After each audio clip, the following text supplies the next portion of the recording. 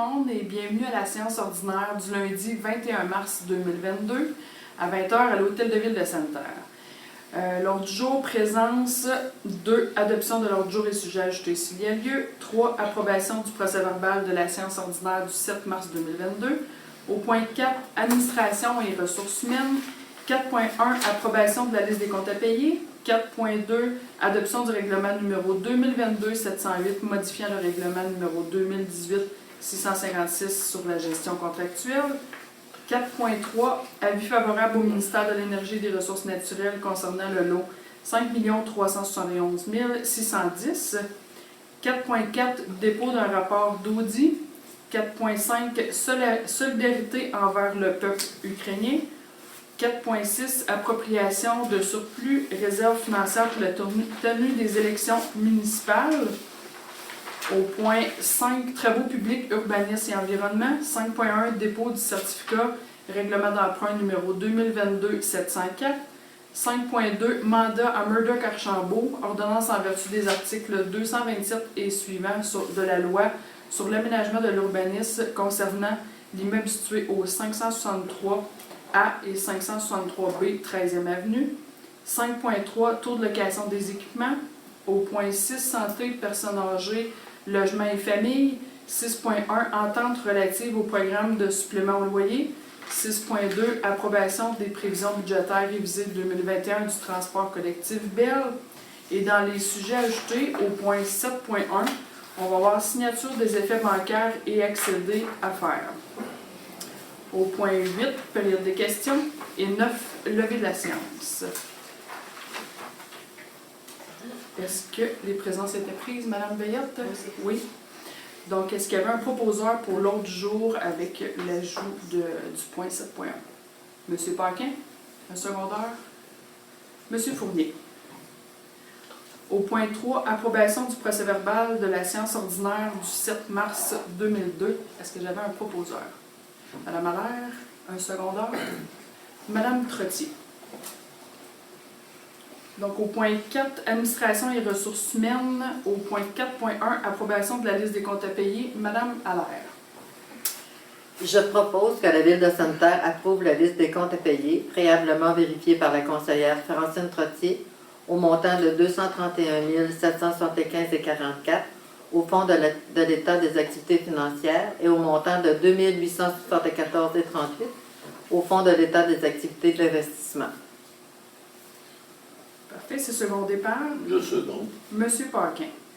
Au point 4.2, adoption du règlement numéro 2022-708 modifiant le règlement 2018-656 sur la gestion contractuelle. Monsieur Paquin. Je propose que la Ville de Sainte-Terre adopte le règlement 2022-708, modifiant le règlement 2018-656 sur la gestion contractuelle. Les conditions numérées à l'article 356 de la loi sur les cités et villes ayant été respectées, ce règlement n'a pas fait l'objet de changement depuis le dépôt du projet. Et c'est secondé par? Je seconde. Madame Perrier. 4.3, avis favorable au ministère de l'Énergie et des Ressources naturelles concernant le lot 5 371 610. Madame Pelletier. Je propose que la Ville de Sainte-Terre informe le ministère de l'Énergie et des Ressources naturelles qu'il n'a pas d'objectif à ce que le lot 5 371 610 fasse l'objet d'un bail de location à des fins industrielles destinées à Tourbière-Lambert. Et c'est secondé par? Je seconde. Monsieur Fournier. Point 4.4, dépôt d'un rapport d'audit. Madame Allaire. Le rapport d'audit suivant, réalisé par la Commission municipale du Québec, est déposé. Audit de conformité relatif à la transmission des rapports financiers des municipalités locales de moins de 100 000 habitants, des municipalités régionales de comté et des communautés métropolitaines. Merci. 4.5, on tenait important là, de passer une résolution au niveau du peuple ukrainien. Donc, c'est la solidarité envers le peuple ukrainien et je vais laisser M. Fournier vous en parler plus. Attendu que la Fédération de Russie a envahi militairement la République d'Ukraine, attendu que la Fédération de Russie a, se faisant violer les règles internationales du respect de l'intégrité des frontières nationales et provoqué la mort de milliers de personnes et l'exode des citoyens ukrainiens. Attendu qu'à notre époque, la solution militaire est inacceptable pour régler les conflits entre nations. Attendu que les élus municipaux et le peuple québécois sont profondément affligés par les souffrances vécues par le peuple et les communautés ukrainiennes. Attendu que la volonté des élus municipaux du Québec d'exprimer leur désapprobation le plus totale de cette situation et du recours aux armes pour régler les conflits. Attendu que la volonté des élus municipaux et de la population québécoise d'exprimer leur solidarité avec le peuple ukrainien. Attendu que les gestes de solidarité de plusieurs municipalités et de nombreux Québécois envers le peuple ukrainien, notamment à travers des dons à la Croix-Rouge canadienne. À ces causes, je propose que la Ville de Sainte-Terre condamne avec la plus grande fermeté l'invasion de l'Ukraine par la Russie, que la municipalité joigne sa voix au concert des nations pour rappeler à la Russie à mettre fin à son agression et à retirer toutes ses forces de l'Ukraine et à régler ses différends par la voie de la diplomatie, que la municipalité demande au gouvernement du Canada de prendre toutes les mesures nécessaires pour amener la Russie à abandonner son attitude belliqueuse, que la municipalité invite ses citoyens à participer à l'effort de solidarité envers le peuple ukrainien, que la municipalité déclare son intérêt à contribuer à cet effort collectif et humanitaire et invite tous les groupes et intervenants à se mobiliser pour organiser l'accueil de ces personnes réfugiées sur notre territoire. Que copie de cette résolution soit envoyée au Premier ministre du Canada, M. Justin Trudeau, à la ministre des Affaires étrangères, Mme Mélanie Joly, au Premier ministre du Québec, M. François Legault, à l'ambassade de la République d'Ukraine, à l'ambassade de la Fédération de Russie, à la Fédération québécoise des municipalités et aux médias régionaux et nationaux. Merci, M. Fournier. Est-ce qu'il y avait un secondaire? Je seconde. Madame Trottier.